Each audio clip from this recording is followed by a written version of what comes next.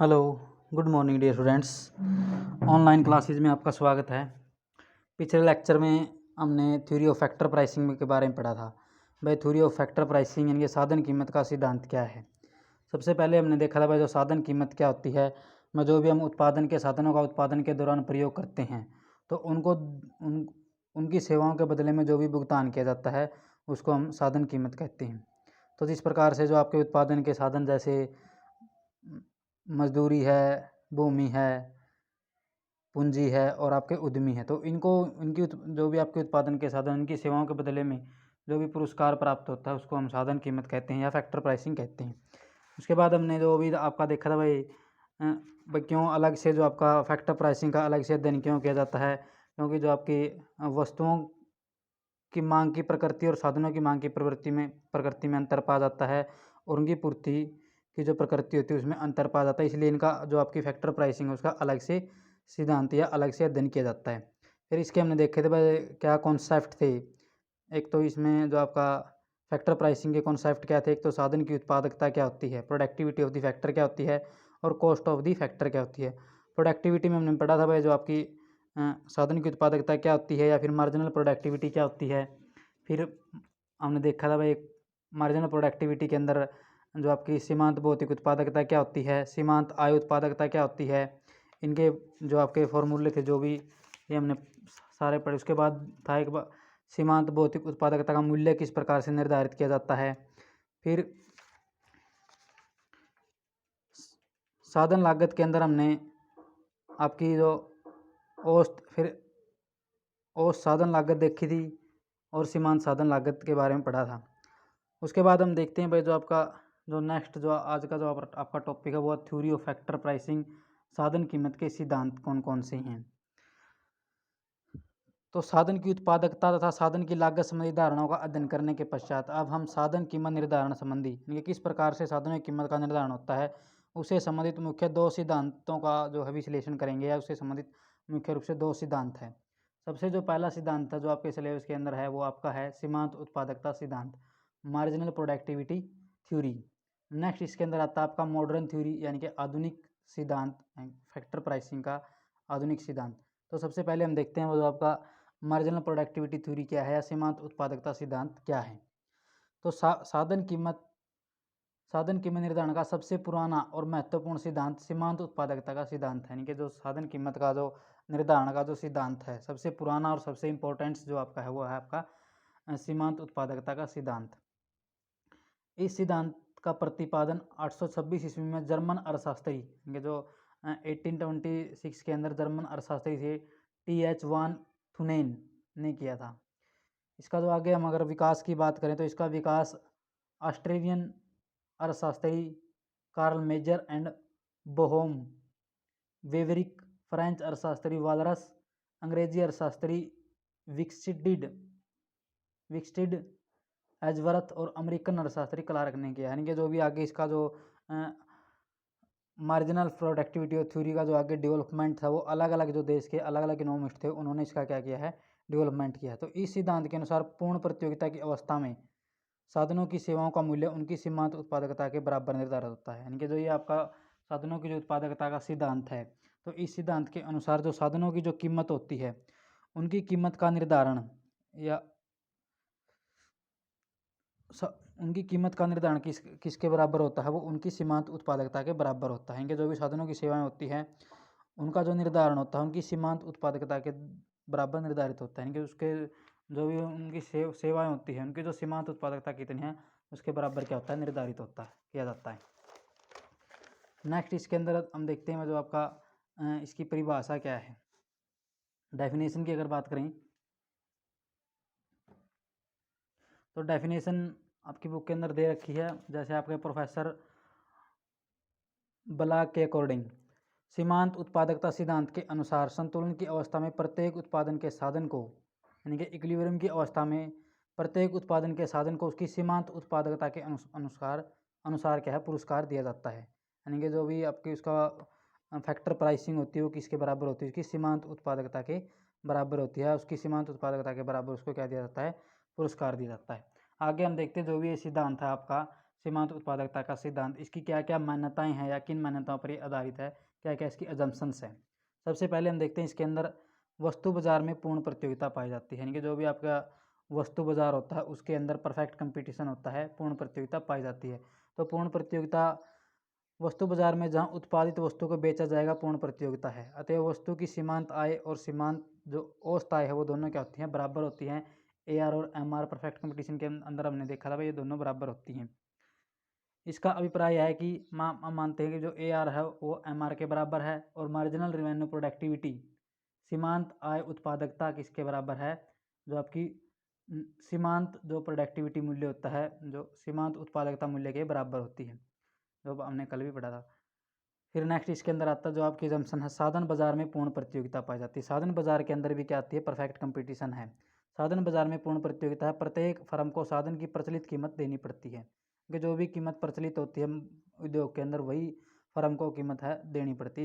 इसका यह भी अभिप्राय है कि एक फर्म साधन की प्रचलित कीमत पर उसकी जितनी चाहे उतनी मात्रा को काम पर लगा सकती है। अन्य शब्दों में फर्म के लिए साधन की पूर्ति पूर्णतः लोचदार होती है।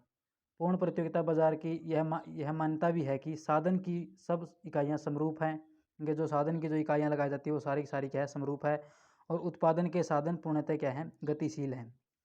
फिर इसके अंदर नेक्स्ट जो जम्पशन वो आपके घटते बढ़ते अनुपात रूपी उत्पादन फलन। इस सिद्धांत की मान्यता है कि उत्पादन फलन घटते बढ़ते अनुपात के प्रकार का है। इसका अभिप्राय है कि साधन अनुपात में परिवर्तन करके उत्पादन को बढ़ाया जा सकता है। नेक्स्ट इसके अंदर है साधन स्थानापन्न की संभावना। तो इस सिद्धांत के अकॉर्डिंग जो आपकी इसकी मान्यता है कि तकनीक की दृष्टि से उत्पादन के विभिन्न साधनों का प्रतिस्थापन जो है संभव है। इसका अभिप्राय है कि पूंजी का श्रम के लिए या श्रम का पूंजी के स्थान पर प्रतिस्थापन किया जा सकता है। साधनों का विभाजन, उत्पादन के विभिन्न साधनों का छोटी छोटी इकाइयों में विभाजन किया जा सकता है। अधिकतम लाभ, जो उत्पादन किया जाता है वो अधिकतम लाभ प्राप्त करने के उद्देश्य से किया जाता है। पूर्ण रोजगार, अर्थव्यवस्था में पूर्ण रोजगार की अवस्था पाई जाती है। इस मान्यता का अर्थ यह है कि यह हुआ कि साधन की पूर्ति क्या रहती है, स्थिर रहती है। इनके फैक्टर की जो सप्लाई है वो क्या रहती है, कांस्टेंट रहती है, स्थिर रहती है। उत्पादन की तकनीक जो है वो क्या रहती है, स्थिर रहती है। उत्पादन की तकनीक में कोई भी परिवर्तन नहीं होता, एक परिवर्तनशील आगत है। यानी कि जिस प्रकार से हम देखते हैं उत्पादन के दौरान बहुत से साधनों का प्रयोग किया जाता है उत्पादन के, लेकिन जो आपका केवल इस सिद्धांत के अकॉर्डिंग जो आपका एक ही फैक्टर जो है वो आपका क्या है, वेरिएबल है, परिवर्तनशील है। घटते बढ़ते अनुपात का नियम इस पर क्या होता है, लागू होता है। उत्पादन पर घटते बढ़ते अनुपात का नियम है, लागू होता है। नेक्स्ट इसके अंदर हम देखते हैं जो सीमांत उत्पादकता के सिद्धांत की व्याख्या किस प्रकार से हम कर सकते हैं। तो जो आपकी सीमांत उत्पादकता जो सिद्धांत है उसकी व्याख्या हम दो प्रकार से कर सकते हैं। एक तो हम कर सकते हैं उद्योग की दृष्टि से और एक हम कर सकते हैं फर्म की दृष्टि से। तो सबसे पहले हम देखते हैं उद्योग की दृष्टि में क्या होता है।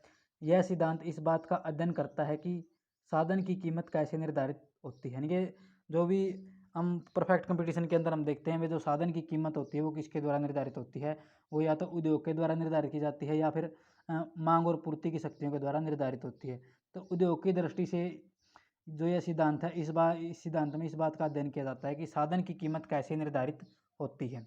अगर हम फर्म की दृष्टि से देखें तो यह सिद्धांत इस बात का अध्ययन करता है कि उत्पादन के साधन की कितनी मात्रा को रोजगार दिया जाएगा। इनकी फर्म ये देखती है भाई जो इंडस्ट्री के द्वारा उद्योग के द्वारा जो प्राइस डिटरमाइन की गई है, निर्धारित की गई है, उस प्राइस पर कितनी मात्रा में हम साधन को रोजगार दे सकते हैं या कितनी मात्रा में साधन को रोजगार दिया जाएगा या काम पर लगाया जाएगा।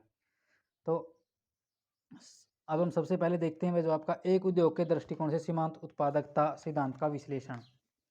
किस प्रकार से हम एक उद्योग के दृष्टिकोण से जो आपका सीमांत उत्पादकता सिद्धांत है उसका विश्लेषण किस प्रकार से कर सकते हैं।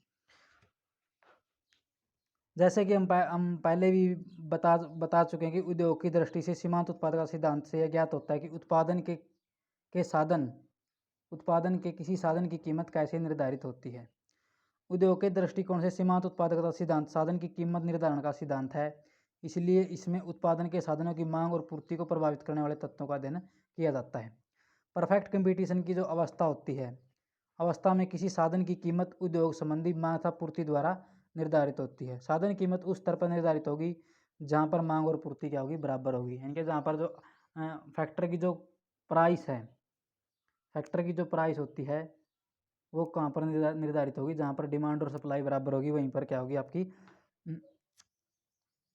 साधन की कीमत क्या होगी, निर्धारित होगी। तो सीमांत उत्पादकता सिद्धांत पूर्ण रोजगार की मान्यता पर आधारित है। इस स्थिति में उत्पादन साधन की पूर्ति को स्थिर रखा जाता है। इनके जो उत्पादन के जो साधन होते हैं उनकी पूर्ति को क्या रखा जाता है, स्थिर रखा जाता है। साधन की कीमत केवल मांग द्वारा निर्धारित की जाती है, इनके सप्लाई को यहाँ पर स्थिर रखा जाता है और जो साधन की कीमत है किसके द्वारा निर्धारित की जाती है, वो केवल मांग के द्वारा ही निर्धारित की जाती है। अब हम देखते हैं उद्योग की किसी साधन के लिए मांग क्या हो सकती है। इनके कोई भी उद्योग है उसकी किसी भी साधन के लिए मांग किस प्रकार की है। एक उद्योग हमने पीछे पढ़ा हुआ, उद्योग किसे कहते हैं, या बहुत सी फर्मों का क्या होता है, एक प्रकार से ग्रुप होता है, समूह होता है। एक उद्योग किसी साधन संबंधी मांग वक्र का अनुमान उस उद्योग की फर्मों की मांग वक्रों के द्वारा लगाया जा सकता है। इनके अगर हमने टोटल उद्योग जो आपका उद्योग के मांग वक्र का अनुमान लगाना है तो हम उसका जो है फर्मों के मांग वक्र के द्वारा उसका जो है अनुमान लगा सकते हैं। एक फर्म के लिए किसी साधन की सीमांत आय उत्पादकता वक्र उसकी मांग वक्र है। यानी कि एक फर्म जो होती है वो किसी साधन की जो सीमांत आय उत्पादकता होती है, मार्जिनल रेवेन्यू प्रोडक्टिविटी होती है, वही उसकी मांग, वही उसी को हम क्या कहते हैं, मांग वक्र होती है, उसी को मांग वक्र कहते हैं।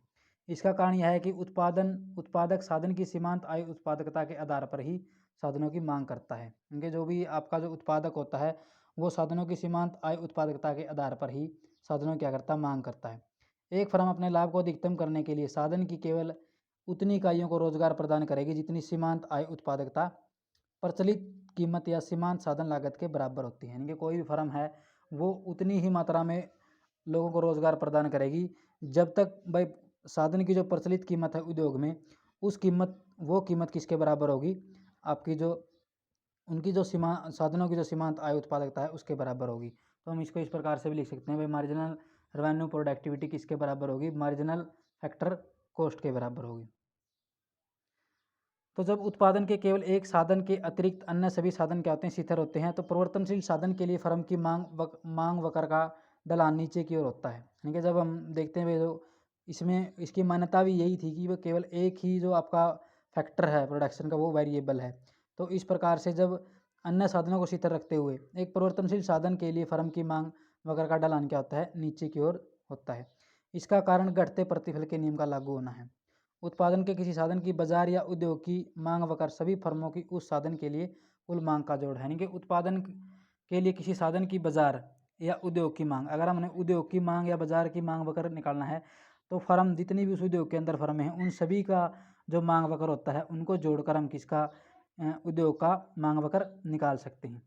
किसी साधन के लिए उद्योग का मांग वक्र प्रत्येक फर्म द्वारा किसी साधन की मांग को जोड़कर प्राप्त किया जा सकता है, परंतु यह ध्यान रखना चाहिए कि उद्योग का मांग वक्र सभी फर्मों की मांग वक्रों का क्या होता है, समस्तर जोड़ होता है। हॉरिजॉन्टल जो या लिटरल समेशन होता है, समेशन भी नहीं हो सकता। इनके क्या है, हॉरिजॉन्टल या लिटरल समेशन भी नहीं हो सकता।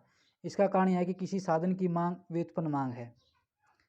जब साधन की कीमत कम हो जाती है तो उद्योग की सभी फर्में साधन की अधिक इकाइयों को रोजगार प्रदान करेगी। इसके फलस्वरूप वस्तु के उत्पादन में क्या होगी, वृद्धि होगी, तथा अन्य बातें समान रहने पर उसकी कीमत क्या हो जाएगी, कम हो जाएगी। वस्तु की कीमत कम हो जाने के फलस्वरूप साधन की जो सीमांत उत्पादकता में क्या होगी, कमी होगी, और इसके फलस्वरूप साधन की सीमांत उत्पादकता वक्र बाईं ओर खिसक जाएगा। इसका परिणाम यह होगा कि कीमत के स्थिर रहने की दिशा में साधन की जितनी इकाइयों को रोजगार प्रदान होता है उससे कम इकाइयों को रोजगार प्रदान होगा। यानी कि जब मान लेते हैं मार्केट के अंदर वस्तुओं की कीमत बढ़ जाती है, कम हो जाती है, तो जो उनकी सीमांत उत्पादकता है उत्पादन के साधनों की वो क्या आ जाएगी, कम हो जाएगी, और जिससे जो आपका उत्पादन है वो जो रोजगार है वो भी क्या होगा, कम होगा। तो उत्पादन के किसी साधन के लिए उद्योग का मांग वक्र उद्योग की सभी फर्मों की मांग वक्र के गिरते हुए भाग का समसतर जोड़ है। इनके गिरते हुए भाग का समसतर क्या है, एक प्रकार से जोड़ है। एक साधन के लिए उद्योग का मांग वक्र हम इस डायग्राम के थ्रू ही दर्शाया जा सकता है। जैसे फर्म एक, इस डायग्राम में हम लेते हैं फर्म ए का डिमांड करो है, ये आपका फर्म बी का है, और ये आपका फर्म इंडस्ट्री डिमांड करो है। तो हम देखते हैं जो आपका फर्स्ट जो डायग्राम है ए के अंदर देखते हैं, जब उत्पादन के साधन की ओपी मात्रा है, इनके जो आपकी ओपी प्राइस है कीमत पर फर्म ए साधन की ओएल इकाइयों की मांग करती है, तथा जब फर्म बी साधन की ओ के इकाइयों की मांग करती है, यानी कि इसी प्राइस पर जो फर्म बी है वो क्या है, ओ के इकाइयों की मांग करती है। यदि मान लिया जाए कि उद्योग में केवल 2 ही फर्में हैं तो उद्योग के लिए साधन की जो कुल मांग होगी वो क्या होगी, ओ एल प्लस ओ के, तो ये कितनी हो जाएगी आपकी, ओ टी हो जाएगी। इसी प्रकार जब साधन की कीमत कम हो जाती है, यानी कि जब साधन की कीमत कम होकर ओ पी वन हो जाती है, तो जब साधन की कीमत ओ पी वन हो जाती है तो इस प्राइस पर जो आपकी फर्म ए की जो साधनों की मांग है वो क्या होगी, ओ एल वन होगी, और फर्म बी की ओ के वन होगी। और अगर पूरी मार्केट की बात करें तो वो आपकी ओ टी वन होगी। इन दोनों को जोड़कर आपकी इंडस्ट्री की जो डिमांड करो वो निकाला गया। तो ये जो आपका क्या है, मार्जिनल रेवेन्यू प्रोडक्टिविटी करो है, सीमांत आय उत्पादकता वक्र है। तो ओ एक्सिस पर हम लेते हैं फैक्टर डिमांड, सभी के अंदर फैक्टर डिमांड, यहाँ पर हम ले सकते हैं आपकी फैक्टर प्राइस या मार्जिनल रेवेन्यू प्रोडक्टिविटी। तो इस प्रकार से हम देखते हैं भाई ये जो आपकी फर्म ए की मांग कितनी है, फर्म बी की कितनी है, और इन दोनों को जोड़कर जो आपका इंडस्ट्री डिमांड करो हम निकाल सकते हैं या इसका पता लगा सकते हैं। नेक्स्ट इसके अंदर हम देखते हैं जो आपकी साधन कीमत का निर्धारण, भाई किस प्रकार से एक इंडस्ट्री के अंदर जो आपकी फैक्टर जो प्राइसिंग है उसका डिटर्मिनेशन किस प्रकार से किया जा सकता है, साधन कीमत का निर्धारण किस प्रकार से किया जा सकता है। एक उद्योग कि किसी साधन के लिए मांग वक्र तथा पूर्ति वक्र जिस बिंदु पर एक दूसरे को काटेगी, या जो मांग वक्र जहाँ पर मांग और पूर्ति एक दूसरे के बराबर होंगे, वहीं पर आपकी जो साधन कीमत का निर्धारण होगा उद्योग के अंदर। उद्योग के लिए साधन की पूर्ति को शिथिर मान लिया जाता है, यानी कि जो सप्लाई होती है साधन की जो, उसको क्या मान लिया जाता है, शिथिर मान लिया जाता है। इसलिए साधन की कीमत मुख्य रूप से मांग द्वारा निर्धारित होती है, यानी कि डिमांड के द्वारा ही वो क्या होती है, डिटरमाइन होती है। तो अर्थात इसको हम कह सकते हैं सीमांत उत्पादकता के बराबर ही वो क्या होगी, तय होगी। तो जैसे कि हम इस डायग्राम के अंदर देखते हैं, तो जो प्राइस डिटर्मिनेशन कहाँ पर होगा, सप्लाई और डिमांड जहाँ पर बराबर होगी उद्योग के लिए, तो उद्योग के लिए सप्लाई और फैक्टर को क्या माना जाता है, शिथिर माना जाता है।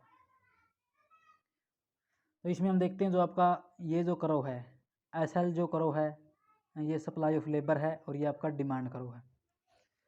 ओ एक्स एक्सिस पर हम सप्लाई और डिमांड लेते हैं, ओ वाई एक्सिस पर हम फैक्टर प्राइस और या जो आपकी सीमांत आय उत्पादकता को लेते हैं।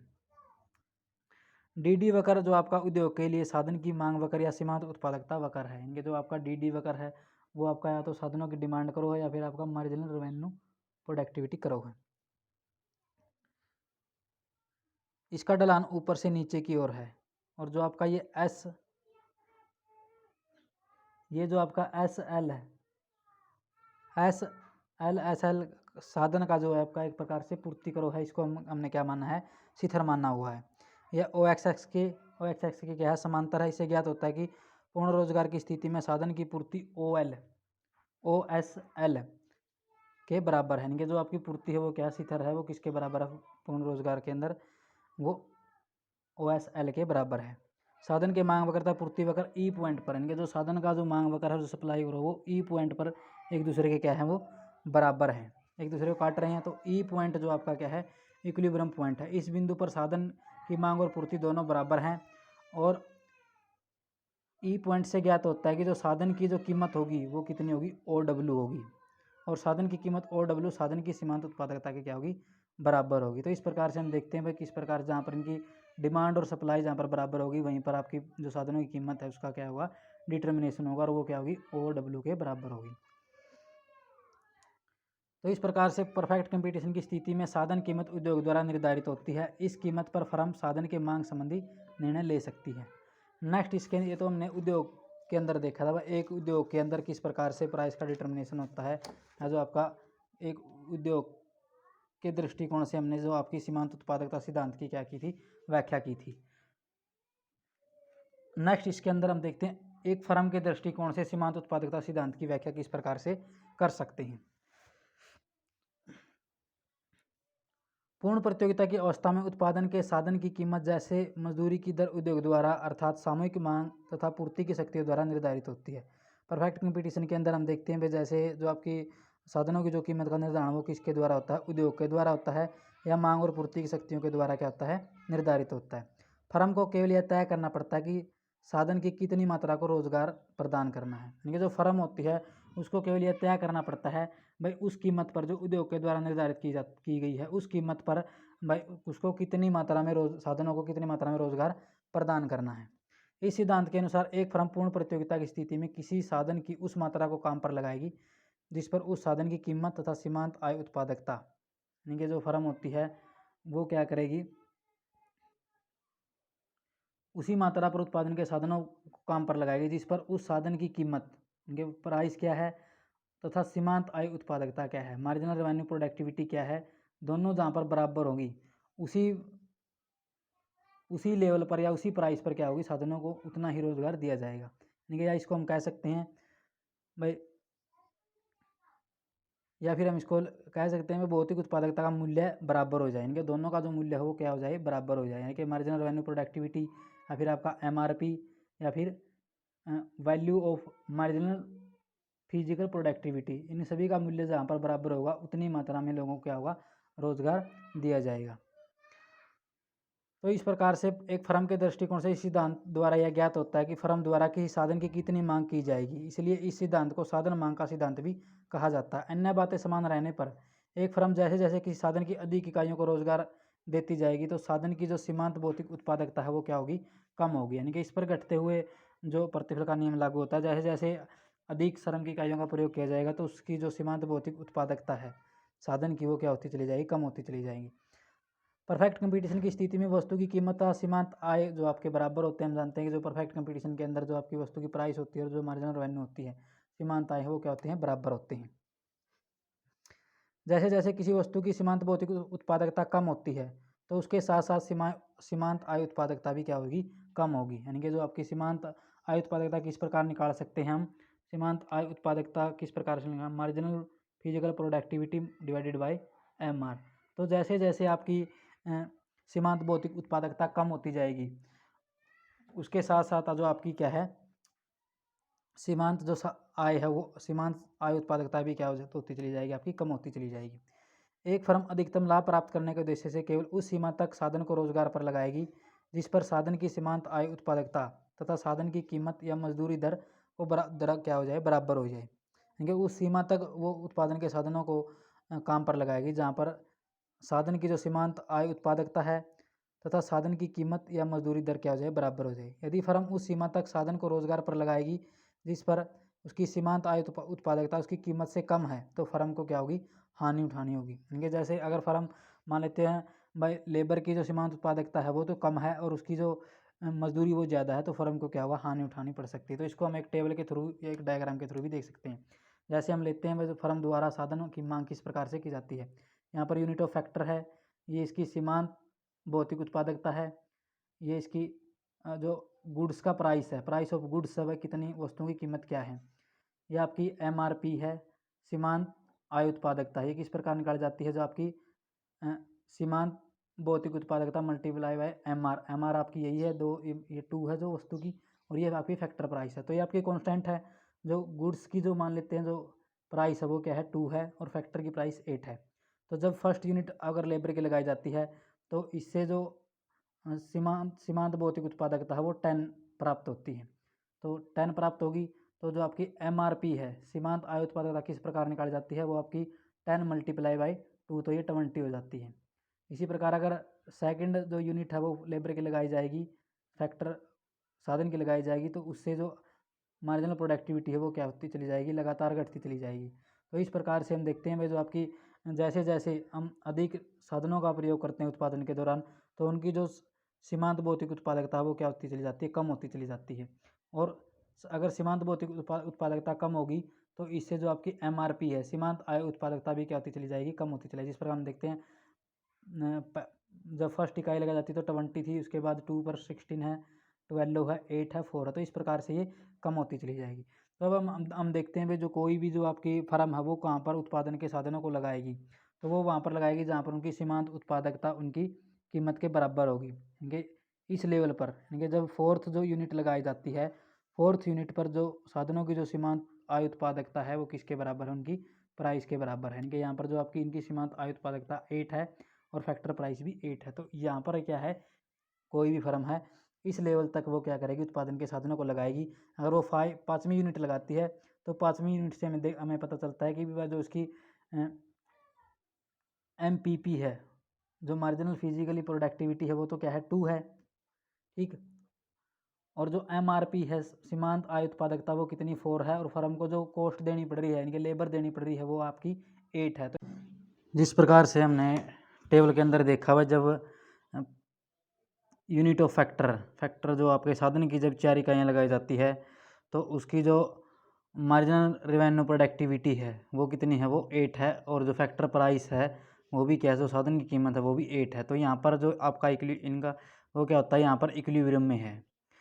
तो अब जब कोई भी अगर फर्म है भाई 1 यूनिट और ज़्यादा लगाती है, मान लेते 4 के स्थान पर वो 5 लगाती है, तो यहाँ पर जो उसकी MRP है, मार्जिनल रेवेन्यू प्रोडक्टिविटी है, वो क्या हो जाती है, कम हो जाती है, वो कम होकर 4 हो जाती है, और जो फैक्टर प्राइस है वो कितनी है, 8 हो जाती है। तो अगर वो कोई भी फर्म लेबर की 5 इकाइयों का प्रयोग करती है तो यहाँ पर जो उसकी जो आपकी फैक्टर जो प्राइस साधन की जो कीमत है वो क्या है, ज़्यादा है, और उसकी जो आय उत्पादकता है वो क्या है, कम है। तो इसीलिए यहाँ पर फर्म को क्या करना पड़ेगा, लॉस उठाना पड़ेगा। तो इस टेबल के अकॉर्डिंग अगर हम देखें तो यहाँ हम देखते हैं कोई भी जो फर्म होती है वो किस प्रकार से काम करती है। अगर सीमांत आय उत्पादकता ज़्यादा है सीमांत फैक्टर कॉस्ट से, सीमांत जो आपकी साधन लागत से अगर सीमांत आय उत्पादकता ज़्यादा है तो लोगों को और रोज़गार दिया जाएगा, इनके लोगों को काम पर लगाया जाएगा। यदि आपकी MRP मार्जिनल रेवेन्यू प्रोडक्टिविटी कम है, मार्जिनल फैक्टर कॉस्ट से कम है, तो कम लोगों को क्या दिया जाएगा, रोज़गार दिया जाएगा। और दोनों अगर जिस प्रकार हमने टेबल में देखा था भाई ये दोनों बराबर हैं, MRP और आपकी फैक्टर प्राइस या उनकी फैक्टरी कॉस्ट दोनों बराबर हैं, तो वहाँ पर क्या होगा, इक्विलिब्रियम होगा। तो इस प्रकार से हम इस प्रकार से इसको एक डायग्राम के थ्रू भी हम देख सकते हैं। ये इस डायग्राम में एक साइड में हम OY एक्सिस पर हम लेते हैं प्रोडक्टिविटी या फिर फैक्टर कॉस्ट को लेते हैं, और ओ एक्सिस पर हम लेते हैं यूनिट ऑफ फैक्टर, इनके साधन की इकाइयाँ क्या हैं। तो हमने देखा जो आपकी फैक्टर प्राइस है वो ये कितनी है, 8 है, ये आपकी डिटरमाइन की गई पहले ही। WW जो आपका वेज को शो करता है, ये मजदूरी की दर को शो करता है या फैक्टर प्राइस को शो करता है, तो ये पहले ही 8 है। तो यहाँ पर जब भी हम इसको टेबल के अकॉर्डिंग डायग्राम को बनाएंगे तो ये आपकी जो MRP है यानी कि मार्जिनल प्रोडक्टिविटी करो है, ये आपका MRP सीमांत आय उत्पादकता वक्र है जो ऊपर से नीचे की ओर गिर रहा है। तो इस प्रकार हमने देखा हुआ पहले जो मार्जिनल प्रोडक्टिविटी जब यूनिट ऑफ फैक्टर 1 थी तो ये आपकी 20 थी, 2 है तो 16 हो जाती है, 3 है तो 12 हो जाती है, 4 है तो 8 हो जाती है। तो यहाँ पर पॉइंट पर हम देखते हैं तो यहाँ पर इक्विलिब्रियम है। यहाँ पर जो साधनों की जो आपकी सीमांत जो आपकी आय उत्पादकता है वो किसके बराबर है, सीमांत साधन लागत के बराबर है, यानी कि दोनों आपकी बराबर है। मैं जो उनकी सीमांत आय उत्पादकता वो किसके बराबर है, साधनों की कीमत के बराबर है, 8 के बराबर है। तो पॉइंट पर यहाँ पर क्या होगा, इक्विलिब्रियम होगा। अगर फर्म फिर भी मान लेते हैं भाई जो लेबर की यानी कि यूनिट ऑफ फैक्टर ज़्यादा बढ़ाती है, 4 के स्थान पर 5 लगाती है, तो इसकी जो हम देखते हैं जो रेवेन्यू फर्म को प्राप्त हो रही है वो तो 4 हो गई, लेकिन जो प्राइस देनी पड़ेगी उसको फैक्टर को वो कितनी देनी पड़ेगी, 8 देनी पड़ेगी। तो इसलिए फर्म को कितना का 4 का क्या होगा, लॉस होगा। तो इस प्रकार से इसको हम डायग्राम के थ्रू भी देख सकते हैं। आगे हम इसकी देखते हैं आलोचनाएं क्या क्या हैं। जो भी हमने ये सीमांत उत्पादकता सिद्धांत पढ़ा है उसकी क्या क्या आलोचनाएं हैं या क्या क्या सीमाएं हैं। सबसे पहले तो हम इसके अंदर हम सबसे जो आलोचना की गई है वो इसकी सबसे पहले जो भी जैसे इसके अलग अलग जो इकोनॉमिस्ट हैं, वीजर है, फ्रेजर है, केन्स है, हॉब्सन है, इन जो आपके जो इकोनॉमिस्ट थे इन्होंने इस सिद्धांत की क्या की है, आलोचना की है। तो सबसे पहले इन्होंने बताया अवास्तविक मान्यताएं। जो भी सिद्धांत के अंदर हमने मान्यताएं पढ़ी थी, जितनी भी मान्यताएं पढ़ी थी वे सारी की सारी क्या है, इन अवास्तविक है। सीमांत उत्पादकता का सिद्धांत कई अवास्तविक मान्यताओं जैसे पूर्ण प्रतियोगिता, पूर्ण गतिशीलता, पूर्ण रोजगार पर निर्भर करता है। यानी कि इसके अंदर माना जाता है इकोनॉमी के अंदर फुल एम्प्लॉयमेंट है, परफेक्ट कंपटीशन है, फुल फैक्टरों की जो है मोबिलिटी है, लेकिन ऐसा रियल उसके अंदर नहीं होता। ना तो परफेक्ट कंपटीशन होता, ना ही फुल इकोनॉमी के अंदर फुल एम्प्लॉयमेंट होता, और ना ही जो साधनों की पूर्ण गतिशीलता हो सकती। तो प्रत्येक इस प्रकार से कहा जाता है प्रत्येक अर्थव्यवस्था में, जैसे कि आपकी जो श्रीमती जॉन रॉबिन्स चैम्बरलिन का विचार है कि पूर्ण प्रतियोगिता के स्थान पर अपूर्ण प्रतियोगिता भी पाई जाती है। नेक्स्ट इसके अंदर आता है असमान साधन, यानी कि इसके अंदर जो आपकी जो मान्यताएं ली गई थी उसमें सभी साधनों को, जो भी फैक्टर ऑफ प्रोडक्शन है, सभी साधनों को समरूप माना गया है। यानी कि जो साधनों की जो इकाइयाँ हैं वे सारी की सारी क्या होती है, समरूप होती हैं। लेकिन ऐसा नहीं होता, भाई जिन साधनों को हम काम पर लगाते हैं वो सारी की सारी होमोजीनियस नहीं होती, एक समरूप नहीं होती। वास्तविक जीवन में उनके अंदर असमानता पाई जाती है। इस प्रकार से सभी श्रमिक एक जैसे कार्यकुशल नहीं हो सकते। नेक्स्ट इसके अंदर जो इसकी आलोचना है वो है एक पक्षीय है, आपका वन साइडेड है। मार्शल फ्रीडमैन, ब्लाग आदि अर्थशास्त्रियों ने इस सिद्धांत की आलोचना करते हुए कहा कि यह सिद्धांत केवल मांग पक्ष की व्याख्या करता है, यानी कि इससे केवल आपकी जो मांग पक्ष है उसकी ही व्याख्या का पता चलता है, यानी कि क्योंकि उसमें क्या है, पूर्ति को क्या मान लिया जाता है, शिथिल मान लिया जाता है। अल्पकाल में तो यह संभव है कि किसी साधन की पूर्ति शिथिल हो तथा केवल सीमांत उत्पादकता अर्थात मांग द्वारा ही उसकी कीमत निर्धारित हो, परंतु दीर्घकाल में प्रत्येक साधन की पूर्ति में परिवर्तन आता है। नेक्स्ट इसके अंदर हम देखते हैं कारण और परिणाम। प्रोफेसर क्लार्क के अनुसार प्रत्येक साधन की कीमत पर उसकी सीमांत उत्पादकता का प्रभाव पड़ता है, तो सीमांत उत्पादकता कारण तथा साधन कीमत क्या है, परिणाम है। यानी कि जो सीमांत उत्पादकता वो तो कारण है और जो साधन की कीमत वो क्या है, परिणाम है। परंतु प्रोफेसर वेबल्स के अनुसार वास्तव में साधन कीमत का भी सीमांत उत्पादकता पर क्या पड़ता है, प्रभाव पड़ता है। एक साधन की अधिक कीमत देकर उसकी कार्यकुशलता में वृद्धि करके सीमांत उत्पादकता को क्या है, बढ़ाया जा सकता है। नेक्स्ट इसके अंदर हम देखते हैं दीर्घकालीन शिथिल अर्थव्यवस्था। प्रोफेसर क्लार्क द्वारा प्रतिपादित सीमांत उत्पादकता सिद्धांत दीर्घकालीन शिथिल अर्थव्यवस्था की मान्यता पर आधारित है। इस धारणा के अनुसार अर्थव्यवस्था में दीर्घकाल में पूर्ण प्रतियोगिता संतुलन की अवस्था पाई जाती है। इस अवस्था में साधनों की कीमत उनकी सीमांत तथा औसत उत्पादकता के बराबर तय होती है, परंतु वास्तविक जीवन में गत्यात्मक अवस्था पाई जाती है, डायनेमिक जो एक कंडीशन है वो पाई जाती है। नेक्स्ट इसके अंदर आता है अविभाज्य साधन। सीमांत उत्पादकता के सिद्धांत की यह मान्यता भी वास्तविक नहीं है कि साधनों को छोटे छोटे भागों में विभाजित किया जाता है, यानी कि इसमें मानते हैं साधनों को छोटे छोटे भागों में विभाजित करके उनको काम पर लगाया जाता है। तो फॉर एग्जांपल हम देखते हैं भाई कई मशीनों को छोटे छोटे भागों में नहीं बांट सकते, इस प्रकार उनकी सीमांत उत्पादकता का जो अनुमान है वो लगाना काफ़ी कठिन है।